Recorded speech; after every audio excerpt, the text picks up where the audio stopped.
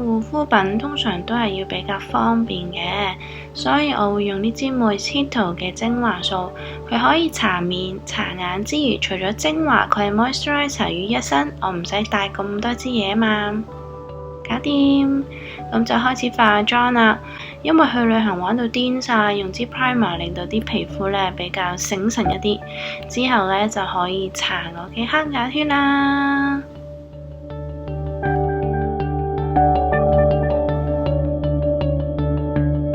去旅行通常都係用 cushion 比較方便，唔使一支二支帶咁多支嘢嘛，而且又輕身，仲可以喺飛機嗰度化妝添。至於定妝呢，我就用粉餅，唔帶碎粉啦，因為碎粉比較惹氣，粉餅呢比較乾淨利落，容易帶出街添。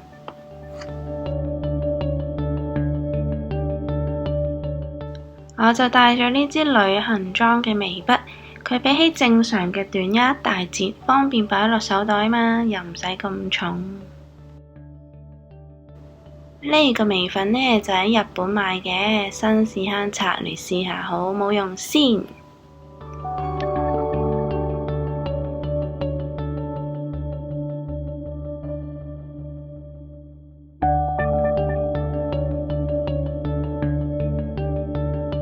至於 eyeshadow 方面呢，我就淨係帶咗一個單色眼影啫，因為我驚去旅行呢會跌鬼爛啲眼影啊，所以帶一個就算啦。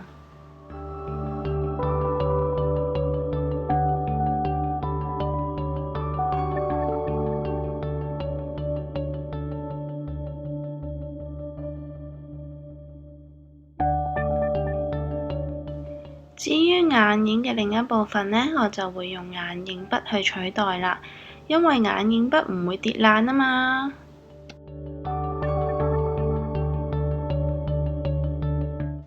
如果覺得眼影筆好難推開，可以用一個硬身啲嘅掃推開佢㗎。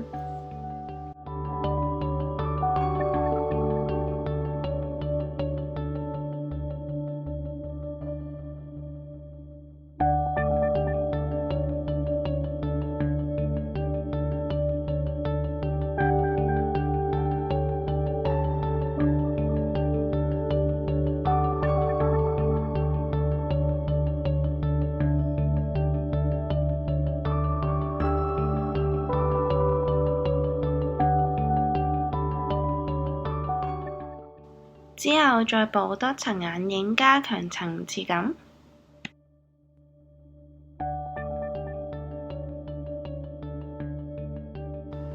去旅行一定係玩到癲㗎啦，都唔會得閒睇下自己個妝有冇用啦。所以眼妝呢，我會用 liquid eyeliner，佢比較持久啲，冇咁容易化開，影相都靚啲啦。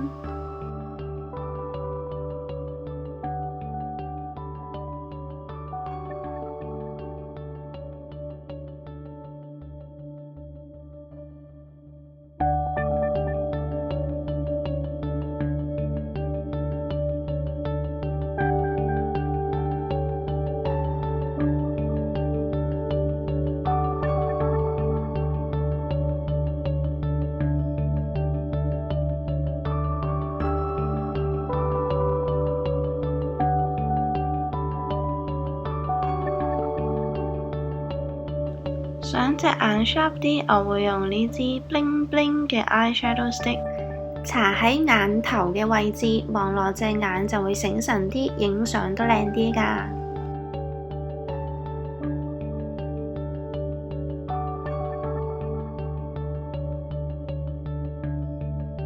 至於陰影粉方面，呢一盒呢就真係好方便去旅行啦，因為佢一邊就係陰影粉，另一邊呢就係 highlight， 咁一盒細細嘅就已經齊晒你要用嘅嘢啦，係咪好方便呢？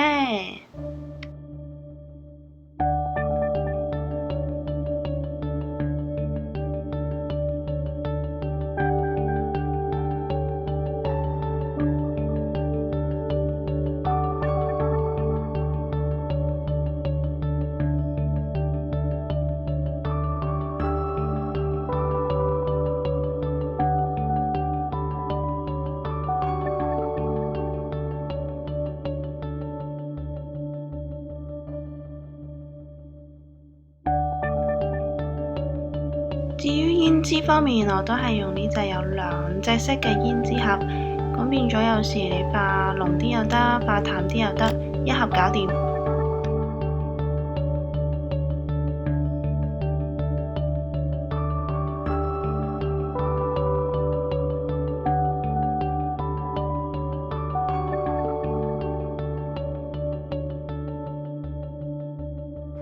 至於 mascara 方面呢，就用防水防油會比較好啲咯。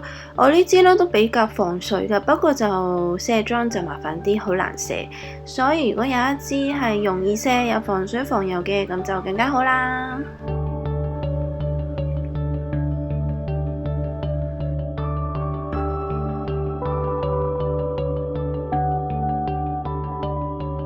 我中意最後補少少 lip gloss 望落年輕啲同埋有活力啲。咁就搞掂啦，可以出去玩咯！大家記得 like 嗰條片同埋 subscribe 我嘅 channel， 想知道我嘅最新動向仲可以 follow 我個 Instagram 㗎。我哋下次再見啦，拜拜！